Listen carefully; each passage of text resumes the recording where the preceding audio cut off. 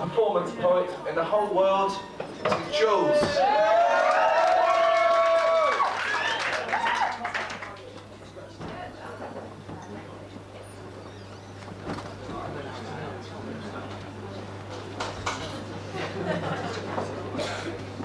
Gosh, aren't there lots of you? I do like seeing lots of people looking very uncomfortable but keen. Like, I think you should warn anybody if you want to take your sweater off or anything. You're going to know each other terribly well by the end of the evening, aren't you? You'll be awfully good friends. You'll all have scabies. Don't you ever worry about things like that? I never used to worry about things like that at all until I went out somewhere in America and I came back with scabies. So that was in Miami. Oh, doesn't that sound wonderful? Yeah, well, it was just a little place we went to, you know. No, it was this tremendous, like Miami is just like Bournemouth, right, except it's hotter, which is very disappointing if you watch Miami Vice a lot. I have to tell you that it's not like that at all, which is very depressing for me. But so anyway, we went there and it was like this big, like an old cinema. And because it's a tropical place, everything just falls apart immediately, and the cinema like fell to bits. So it looked all right from the outside, but when you went inside, it was like a demolition site. I went to play this gig there. I went into what they call the dressing room. There was an old sofa, so I thought, well, what I'll do is I'll put my handbag down behind the old sofa because I'm a sensible human being. So I did. But what they didn't tell me was that they have these poisonous spiders in Miami that lurk at people's handbags that have been put down behind us. So I put my hand down and I got bitten by a poisonous spider. It died. It died nearly. But anyway, went out and got this interesting disease called scabies. Now, it always made me think about, like, then, who are you standing next to in a crowd? I mean, look at the people standing next to you now. Just look at them, I mean, especially the ones you don't know. Like, the ones you know are all going, don't look at me. Like, all the ones you don't know, they're all standing there now trying to look happy, cheerful and trustworthy. Giving it this, you know what I mean? Just look at them. Would you trust them with your dog? That is the question. I often wonder. Actually, I'm getting a bit sentimental about animals at the moment. So I went home last night, because you know we've been on tour and we've been all over the place. But finally went home last night to see my cat. So who's got a cat here? Well, you know what they're like then. He wouldn't speak to me. Went home, wouldn't speak to me. Went home, sort of, there he was sitting on top of the chair like usual, and I went up to him and said, "Sweetie!" And he went, "Fuck off." "Where have you been?" I'm going, "Loveskin, I've just come back from Loveskin, little fairy pig." He's going, "Stop it. Not interested." You know what I mean?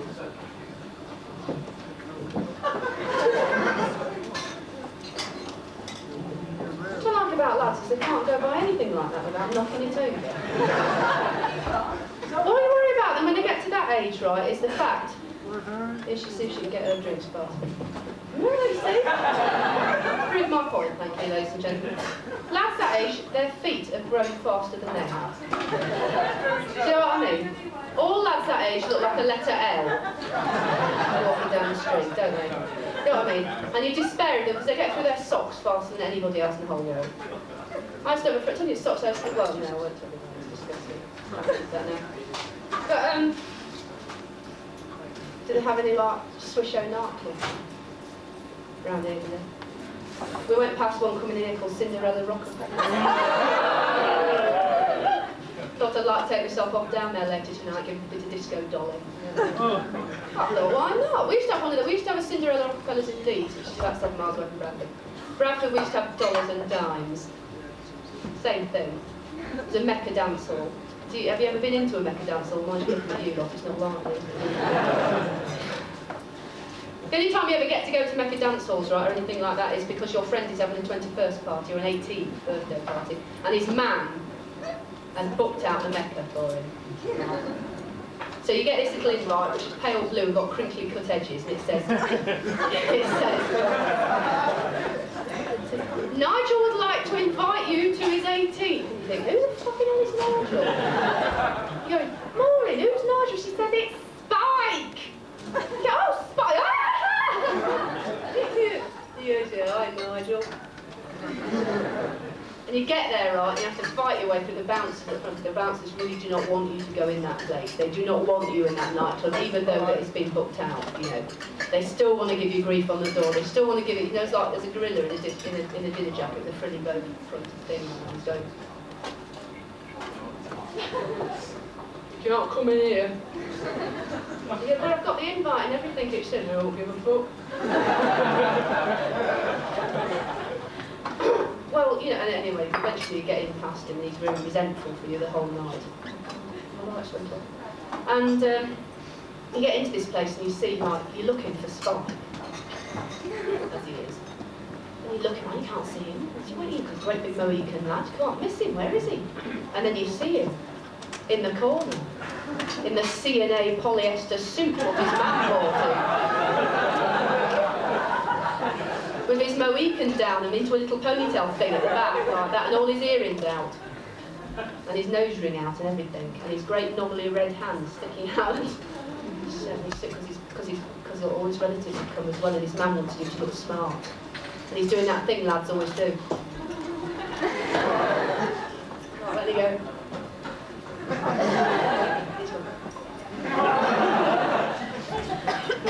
You go there, right, and you think, right, we'll have a good time, and you're moving on down, right, and it's just like, they always have this discotheque, which is run by somebody called Stan. And he was a disco at Bubbles Disco, so he was alright, right, so me and your man booked him out, right. And he's always playing things like Michael Jackson and stuff like that, which is great, but it's not what you want to dance to, really. I mean, is it you want to have a party, you want to dance to really thrilling and interesting things like the Fields of Nephilim.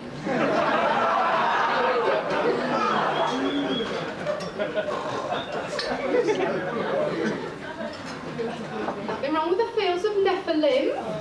Mean pigs, a lot of you.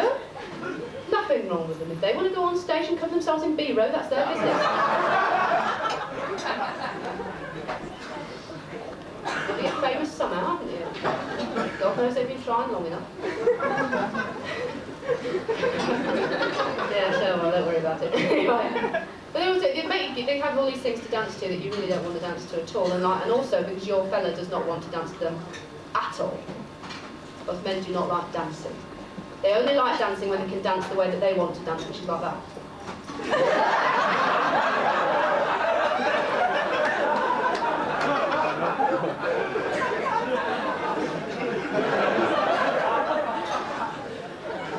You get four of them in a row. I mean, you get four of them in a row giving it. It's like that with a mutual masturbation call.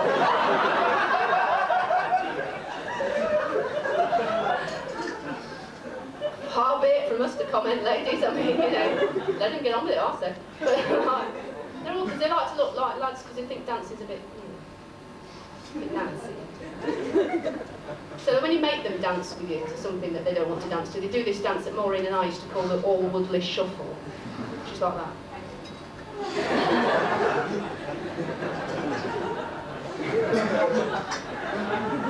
Brian! Put some effort into it! You're making a fool of yourself.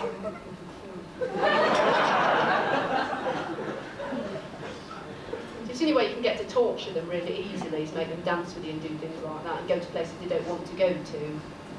Because like, they don't like it if you shout at them, lads. Because they're fey, gentle woodland creatures. And they've got very delicate side keys and they don't like to be bruised by you going, "And another thing!"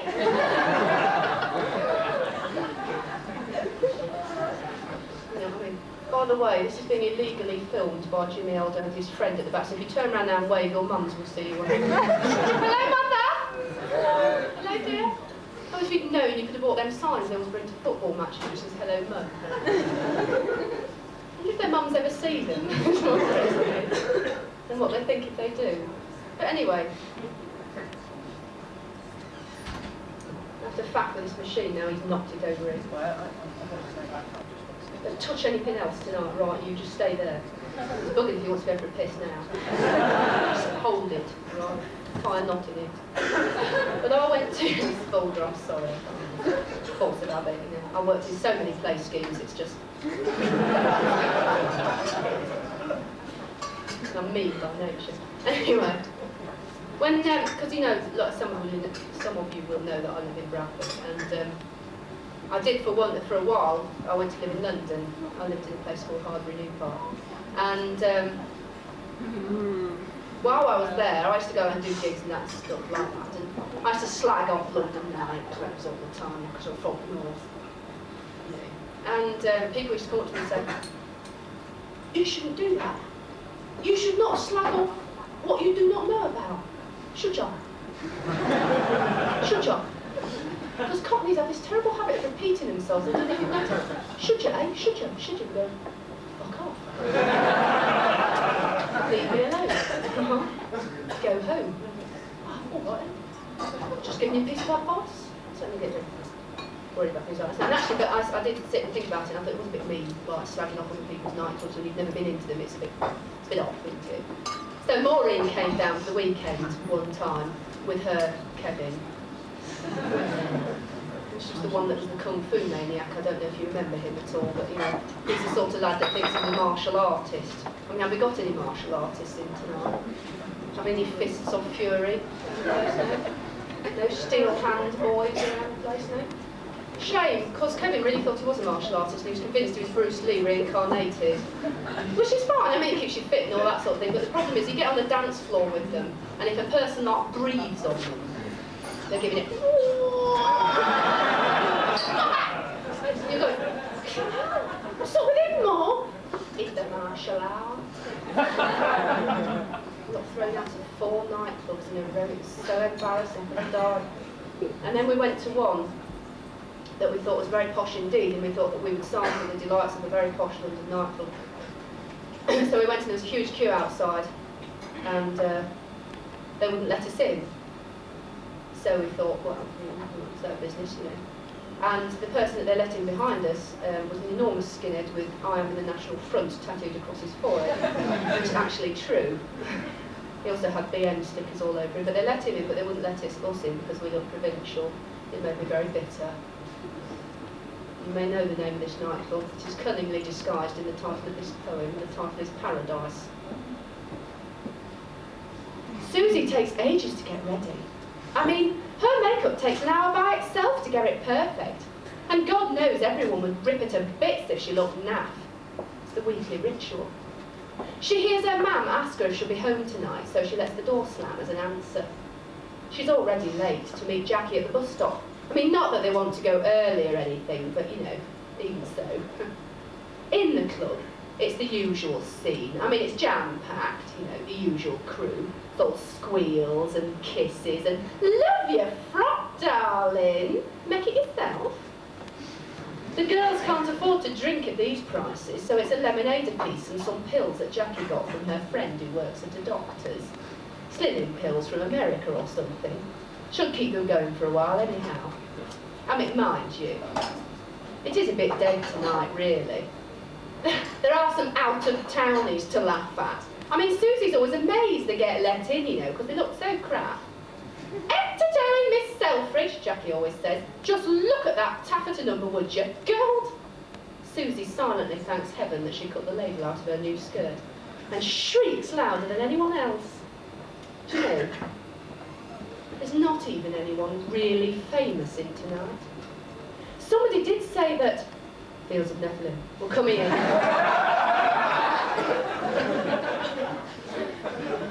But it's just a rumour. The night wears on, and all Susie can pull is a geezer from a cult band.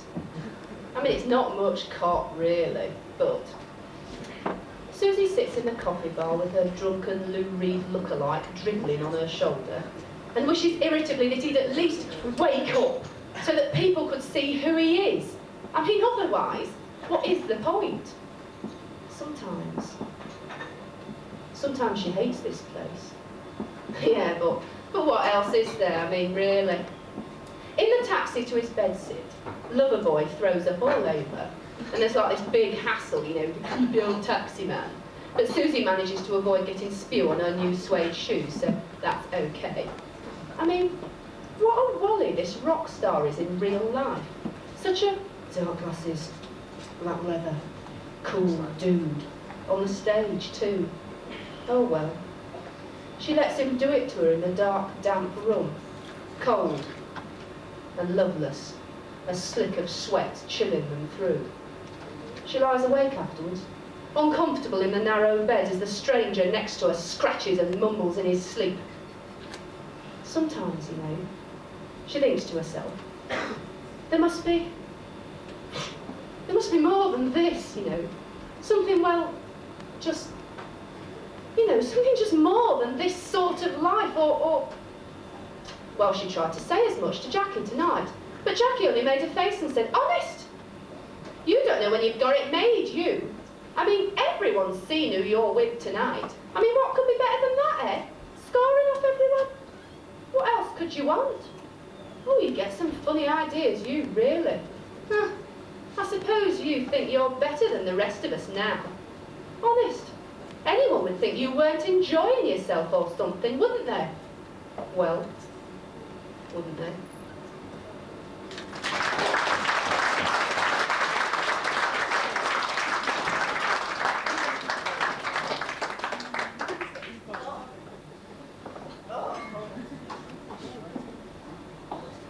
Quite aggrieved at how horrible that is. I know that the mysteries of the female mind, yes, Stephen, we've all seen you. Yeah. He's wearing a new t-shirt. He wants everyone to know it costs £32. That's what comes of being a soul boy. He's stupid with money. I worry about people who spend that much money on clothes, I really do. I mean, I saw a photograph of Pete Burns. Well, it's a laugh in itself, really. Anyway, now I saw a picture of him with a poodle on his head. I don't know if you saw that one. It was in the Daily Mirror, and it said he had a leather jacket by Jean-Paul Gaultier at £1,000. I mean, would you really spend £1,000 on a leather jacket? Can you imagine going down the pub with £1,000 worth of leather jacket? Don't breathe on me! After that, a big sign on it. This cost £1,000. Everybody round by saying, John Paul, who's he foreign?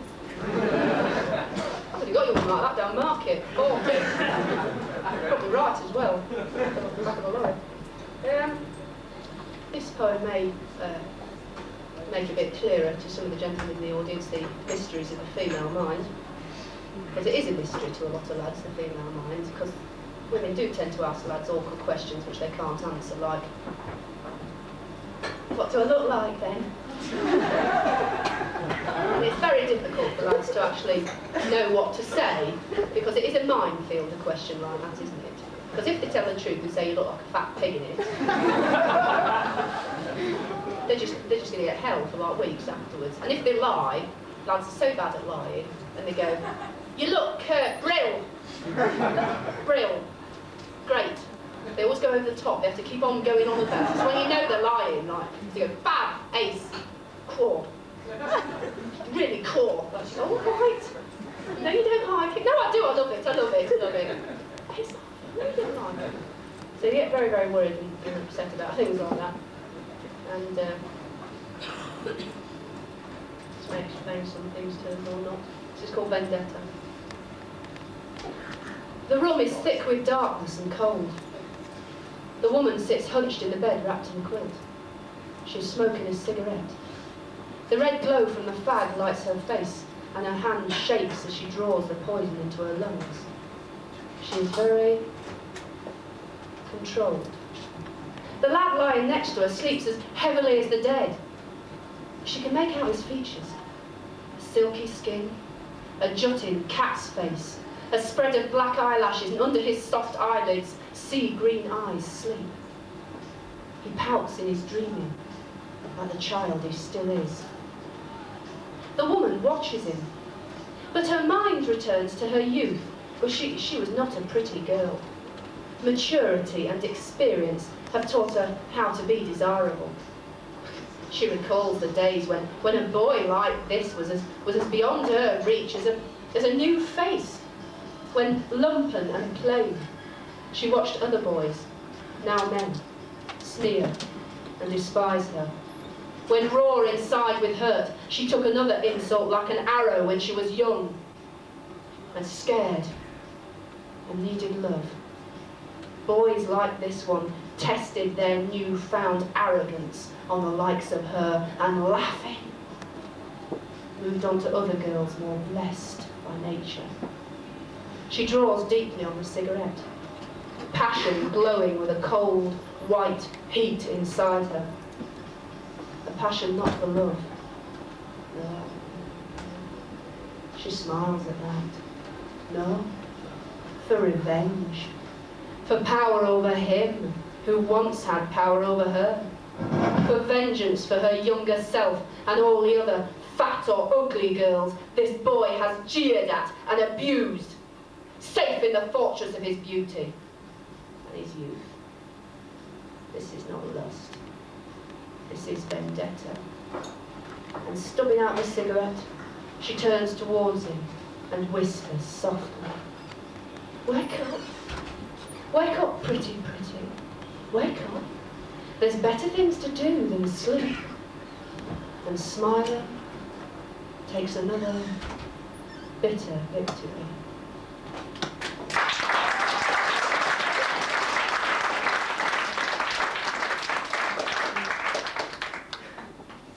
So we are in Northampton, aren't we? I hope you know that you are a very privileged community here, because you are in fact home to that wonderful band of Christian brothers, the Jesus Army. I think it's only fair to tell you in view of this, and I think it's only fair that you should know that you are in fact in the presence of the Antichrist. Now I didn't know this until quite recently, and I thought, how amazing, I've been the Antichrist all my life and I didn't know. No, isn't it? No, what happened was that I was in Leicester Square in London. I went to the pictures with my friend, and we're coming back out of the pictures, and we came across this group of people who had a marquee erected, and they had you know, the PA the same as us, and they had everything going off like that, and they were all dressed in combat gear, and I thought, look, it's the NF. You know, you've got two choices open to you: you spit at them and run off, or you just run off. So I chose the former because I'm like that. So I was just getting myself geared up to go, you know, go into battery. Not into that sort of. But one of them turned round, and on the back of his combat jacket was the Jesus Army. Well, what a novelty, I thought. So I went up and listened to their leader, who is called Noel Stanfield, or Stanton. Noel Stanton, who's one of those silvery-haired gentlemen with the face of a lizard that you just don't trust on sight. He's got pervy written all over his head. Not really, you know. So I'm standing there transfixed by this gobbledygook that he's spouting about how he alone is the voice of God, and I thought I was James Anderton, but anyway, let them talk. Did you know James Anderton's daughter was a lesbian? I was so happy. It really made my week. Anyway, by the by. Anyway, so I went up to and listened to the videos. It's a bit on my nerves, to be frank, so I said to them in a reasonable, debating sort of way, "Fuck up, you bastards!" Which is why I was such a whiz at the debating society at school, you can imagine. Right. And immediately, I was surrounded by big men. So heavy. Until they all started laying their hands on me, which is not as exciting as you may think. They started putting their hands on me and saying, "Come out, demons! Come out of this woman!"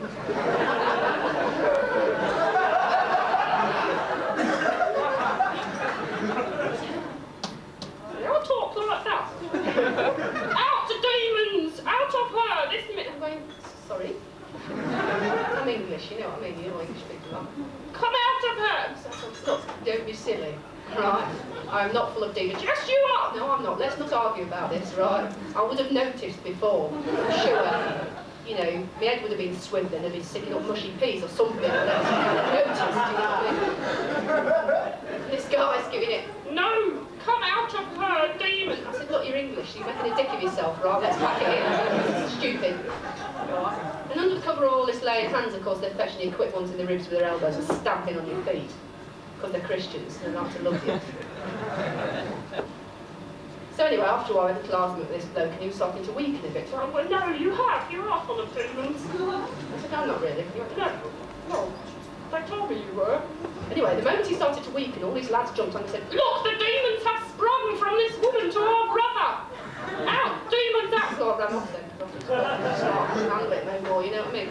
And as I went off, this woman said, "You are the Antichrist! I recognise you!" Oh, really? God, amazing, isn't it? Well, I mean, it must have been a terrible shock to them, because I was wearing like a long black cloak at the time. Just a long black cloak, and Red Hair jumps into the middle and goes, "Fuck off."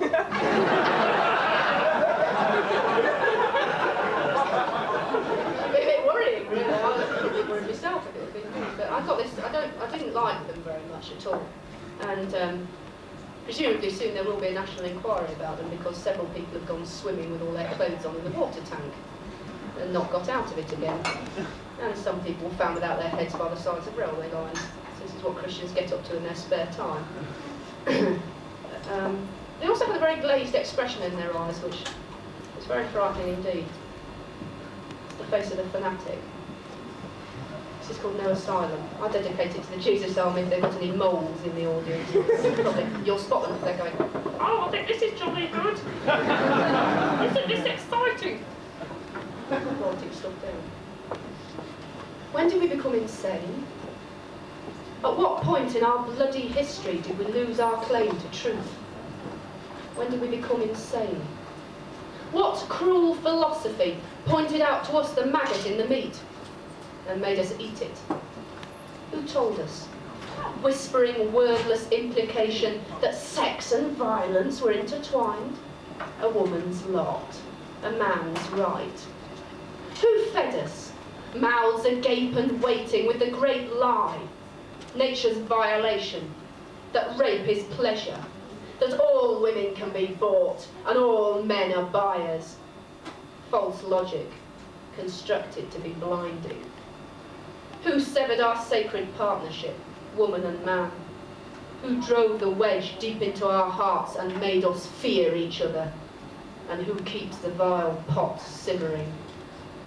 Who leaves us running in the maze with no escape, while the great truth is written in the earth and sky? This society is wrong, and it will die. And us, self-blinded, will not see it, simple though it is, and hardest of all to make.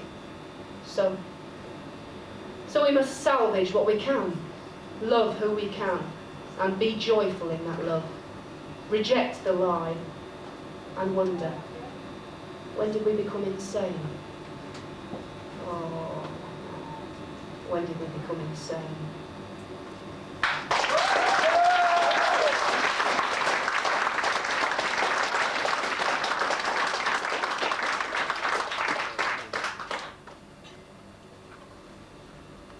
We are not no longer, not in this pub, no we are not. We are somewhere else. We are in a television studio making a TV programme. I thought that as well. You are the audience. I say that because that means you don't have to think a lot. You can just like fall into the parts, like method acting, like Marlon Brando. Right. You're sitting on tiered seats, you know, there's cameras where that person is. Right, you can pretend to be a camera operator. No, don't do anything, just sit there and take that back immediately. And I'm sitting, right, this is the set all around me, and I'm sitting on one of those round cane-backed chairs, you know, the big round things, peacock chairs they call them, you know what hippies are when they get wealthy. There's a nice table next to me with a macrame throw on it, you know, and a plant with fern leaves and everything like that, and I'm wearing a Laura Ashley print frock. And I have got my hair in a nice brown bob. And we're making that most treasured of all the children's TV programmes. Jack and Ori. Jack and Ori, Jack and Ori. I'll give them some drugs or something, sure.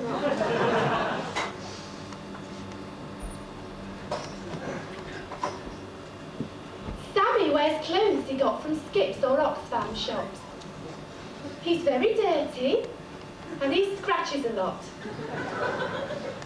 He has his hair in a sort of Mohican that his girlfriend, Latty, cut for him with a penknife. Her name isn't really Latty, but she thought it sounded better than Cheryl Ainsworth. She's very thin and white, and also has a Mohican that her friend Snake, who was Suzanne Fletcher, did for her.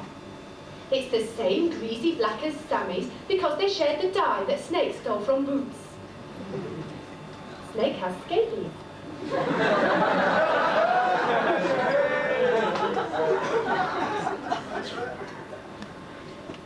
Sammy doesn't talk to Snake because he tried to cob off with her, and the stupid cow said no.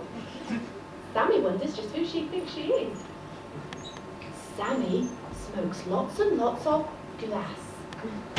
He lives in a squat in Brixton, but he hates black people because they laugh at him in the street. So do white people.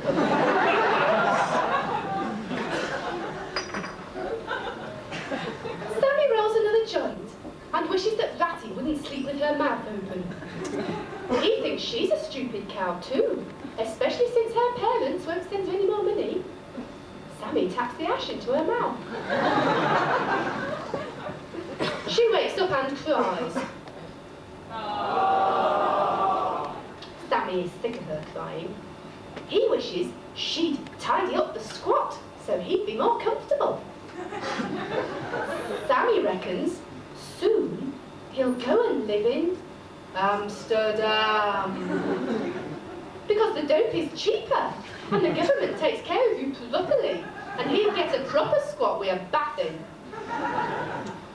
He won't take Ratty though, because Dutch girls like English punks, and Ratty cries too much. Sammy hates everyone really, but especially people in groups. Sammy would like to be in a group, as long as they were instantly popular, and he didn't have to work at it at all. He likes to go to gigs, as long as they're free, pounce lots and lots of money, drink lots and lots of cider, slag everyone off, throw bottles and things at people and then run away.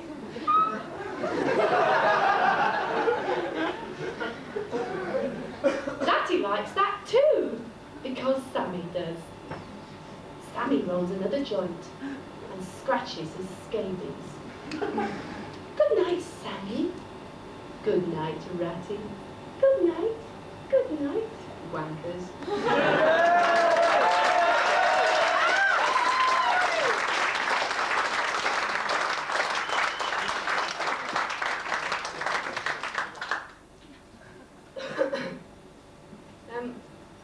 I always think about families. I phoned my mother up, you see, the other day, and she said, you've got a genetic disease. I thank her very much, Mother. I was very pleased to know that. Because my mother's a complete hypochondriac. I mean, she has like one sneeze and it's meningitis. You know what I mean? So she's always on the phone, like, telling me that she's going to die in 2 weeks' time, and I'll say, all right, Mother. But she never does, of course. But the best part about the family very often is your nan. Don't you be like your nan? Do you know what I mean? Because nan's a rock. Do you know what I mean? You do not fuck with Nana. Seriously, you don't mess with Nana. I mean, Nanas are well right on, Nanas are. I was like this, but they're always tottering around, you know, in them kind of particular wrinkly stockings that Nana's always managed to buy. And that quilted Nana coat. And then little booty with a zip up the front in shape. Me and Nana always wears to go, Nan, don't wear them out! Wow, gotta keep your feet warm. I've got bunions, I'm 85, you know. He's got a very good one called Nana Shay, who drinks like a fish. People say to her, Nana Shay, you're on the whiskey again. Oh, something medicinal. Half a bottle, you know what I mean? She's doing a can. It's great. So I always like Nans, you know. I always think the most abuse that you ever get from people for looking peculiar or having funny coloured hair is from people who are aged between about 21 and about 45, because they're determined that they are normal. They're going to be normal, no matter what. But what happens is, like, women after a certain age just don't give a monkey's anymore. You got past the stage of worrying what you look like, you don't grease your face anymore because you know it's not a bicycle and it's not going to respond. It's like gravity has overtaken your entire body, you know, and who cares anymore? And they're always like coming up to me at bus stops, like you standing there. And this nan, because they shrink as well, nans, and they don't They do get progressively littler. And it's very tiny little ones usually come up to you like with a stick in the whole business. They go, "Good for you!" Sorry. "I would if I were 20 years younger, bright blue and all!" "Oh, yeah, oh, thank you very much." "Oh, you go for it, young and I would." Oh, I think I got ranting on at you to get on the bus like that. They only do it so that you get them a seat on the bus. They're not thick nanas, I tell you. I'm really looking forward to being a nan. You're a really bad one. You're really like, yeah, hell's nana, the worst sort. Give it some stick. Anyway, this is dedicated to all of you who still have your grandmothers with you, and particularly to those of you who don't. This is called Treasure in the Heart.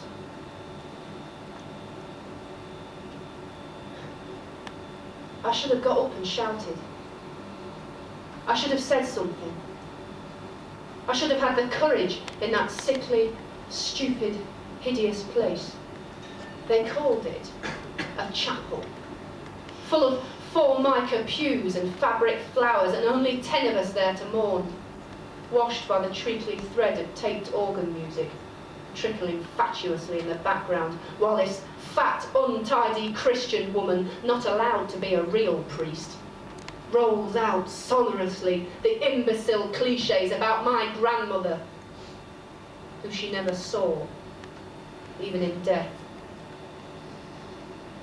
But I saw her, my grandmother, her terrible strength and sword-sharp truthfulness, the unforgivable power of the strong woman lying shell-thin and faded silvery in that horrible, neat and tidy rest-home room. I heard that breathing, rattling and moaning as she drifted through sleep to her solitary dying. And it was me who cried and spoke, words falling hollow into the still space, words about guilt and love and missed opportunities and love and love. It was me, snotty-nosed and sticky-faced with tears, not grown up at all, no, still a child, searching for forgiveness and for family, regretting stupid neglect, never to know if she heard, or if she even knew I was there. Oh, my grandmother. Oh, my nana. 9 minutes that stupid ceremony took. 9 minutes! I timed it by the plastic clock on the wall! And I didn't have the nerve to say, "Listen to me." She was fierce and proud, and brave and wicked and possessive and all the things that she had to be. And she deserves more than this. We all deserve more than this, in the end. But I didn't. And I'm sorry, Nana. I'm really sorry.